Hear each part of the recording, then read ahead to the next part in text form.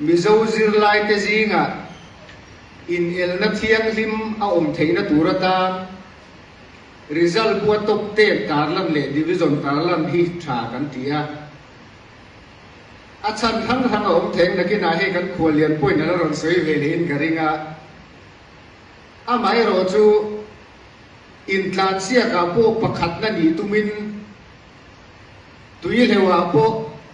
in khela po pakhat na ni tumin kan in ela eng wangin nge mizo zirlai te pol som kan exama pakhat na kan omlawang ti hi geini zon kan ngai dana ni mitam takin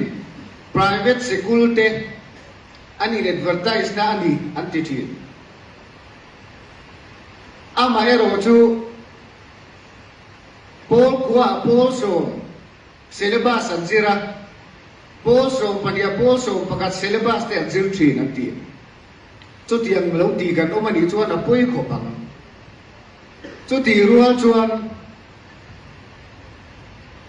sorkari sikulen tutur education department na neya district tina DO te SDO te circle officer te an neya sorkar ruam ananga zirna sikula sikul zom lo te chu an en dikanga an chunga action an lamai tura kan ngai ani